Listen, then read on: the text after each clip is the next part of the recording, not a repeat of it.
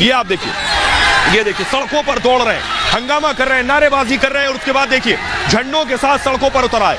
प्रशासन संभालने की कोशिश करता रहा, कोई रुकने को तैयार नहीं था। सोचिए जरा, आग लगा दी, ठेले में आग लगा दी। बेचारा रोज कमाना खाने वाला कोई शख्स होगा, वो ये ठेला लगाता होगा, उसके ठेले में सोचिए क्या मंजर और आलम होगा। इस ठेले वाले की क्या गलती थी जिसके ठेले को जला दिया गया। हिंसा में, इस तरह की हिंसा में ऐसे ही बेगुनाह लोग चपेट में आते हैं। ये देखिए गाड़ियों में आग लगा दी, वाहनों में आग लगा दी, जो जहां मिला वहां आग लगा दी गई।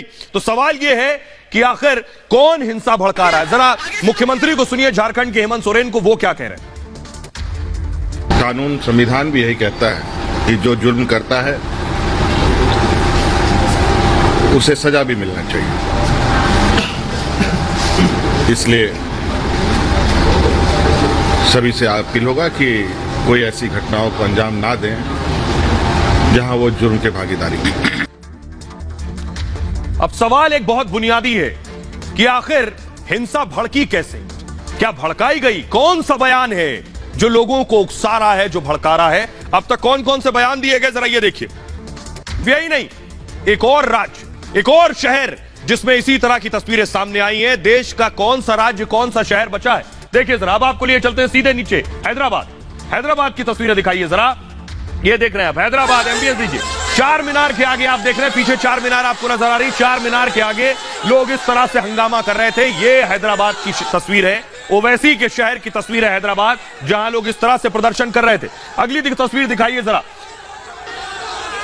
जम्मू की दिखाइए। अगली तस्वीर दिखाइए, ये जो ग्राफिक्स के जरिए मैं आपको ऊपर लिए चलता हूं, जम्मू कश्मीर की तस्वीर दिखाइए। जम्मू कश्मीर में भी इसी तरह का प्रदर्शन हुआ। ये जो आप देख रहे हैं, वहां भी लोग सड़कों पर निकले, नारेबाजी करने लगे बिना इजाजत। देश के अलग अलग शहरों में ये सब कुछ हो रहा था, लेकिन सिर्फ जम्मू नहीं, अगर मैं ऊपर से चलिए तो आप जम्मू कश्मीर हो, पंजाब हो, राजस्थान हो या दिल्ली हो या देश का कोई और शहर और राज्य हो, हर जगह प्रदर्शन हो रहा था। यही स्थिति एक और राज्य में थी। अब आपको लिए चलते हैं महाराष्ट्र।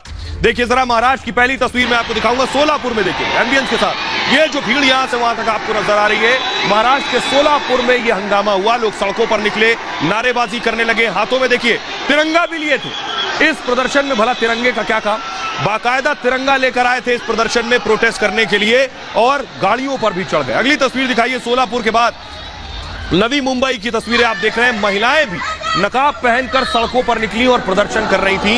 ये सारी चीजें बिना इजाजत के हो रही थी। अब जरा सुनिए ओवैसी के सांसद इम्तियाज जलील क्या कह रहे हैं और महाराष्ट्र के गृह मंत्री दिलीप वलसे पाटिल, सुनिए जरा। हम तो ये कह रहे हैं, किसी भी जाति, किसी भी धर्म, किसी भी धार्मिक गुरु, किसी भी हमारे नबी के खिलाफ अगर कोई बोलता है तो ऐसा कानून लाया जाए कि उसके ऊपर सख्त कार्रवाई होनी चाहिए, फौरन कार्रवाई होनी चाहिए। देश के अलग अलग प्रांतों में और महाराष्ट्र में भी मुस्लिम समाज के तरफ से एक आंदोलन किया गया, लेकिन मैं एक महाराष्ट्र को बताना चाहता हूँ, महाराष्ट्र में सब जगह परिस्थिति अभी पूरी कंट्रोल में है, शांत है। महाराष्ट्र के बाहर कुछ जगह कुछ गलत इंसिडेंट हुए हैं। अब एक बुनियादी सवाल यह है कि आखिर ये साजिश कौन रच रहा था। एक बुनियादी सवाल यह है, आखिर इस सब के पीछे कौन है। मैप के जरिए मैं आपको दिखाने जा रहा हूं। देखिए जरा कहां से कहां तक ये पूरी साजिश रची गई। देखिए जरा, उत्तर प्रदेश कानपुर से जो शुरू हुई, कानपुर से जम्मू कश्मीर, क्या दिल्ली, हैदराबाद, महाराष्ट्र, झारखंड, राजस्थान और पंजाब से भी खबर आई। ये जो जाल आप देख रहे हैं प्रदर्शन का, क्या ये अपने आप हुआ या इसके पीछे कोई गहरी साजिश है। तो सवाल यह है कि आखिर हंगामे के पीछे है कौन। तो आइए अब आपके जहन में एक सवाल यह आ रहा होगा, ये जो शहर भीड़ लगी थी, इस भीड़ को देखकर कोई भी आम इंसान, कोई भी घर परिवार वाला शख्स डरेगा जब इस तरह की भीड़ सड़कों पर होगी। तो हंगामे के पीछे कौन है। सवाल ये, कैसे शहर एक साथ प्रदर्शन हुए, आपके जहन में भी यह सवाल होगा। क्या प्रदर्शन के पीछे कोई साजिश थी, जहन में यह भी आता है। क्या इसके पीछे किसी संगठन का हाथ है और कैसे बिना इजाजत प्रदर्शन शुरू हो गए शहर दर शहर। कैसे सभी शहरों में सभी नारेबाजी करने लगे। सोचिए कैसे, क्या पत्थरबाजी के पीछे एक बड़ा षड्यंत्र था, जहन में यह आता है। आगजनी के जरिए डर फैलाना मकसद था क्या, देश का माहौल खराब करने की तैयारी की गई थी क्या, पुलिस की सतर्कता से साजिश फेल हो गई। इससे पहले कानपुर में हिंसा हुई थी, आपको याद होगा। विरोध के नाम पर ऐसे ही पत्थरबाजी कानपुर में की गई थी। मोबाइल के जरिए बहुत बड़ी तैयारी की गई थी। बाकायदा 141 व्हाट्सएप ग्रुप से लोगों को जोड़ा गया था। कानपुर में हिंसा के तार किससे जुड़े थे? PFI, popular front of India से जुड़े। बाद में ये तार हिंसा के लिए फंडिंग की जांच फिलहाल हो रही है और हिंसा के पीछे इंटरनेशनल साजिश की जांच भी हो रही है। हिंसा की साजिश के सबूत लगातार मिल रहे हैं। अब सवाल आज हुए प्रदर्शन पर भी है, यह प्रदर्शन आयोजित था या प्रायोजित था? बुनियादी सवाल यह है। देश के लोग क्या कह रहे हैं? आज जो यह प्रदर्शन हुआ है, हंगामा, नारेबाजी, तोड़फोड़, आगजनी हुई है, देश के लोगों को सुनिए।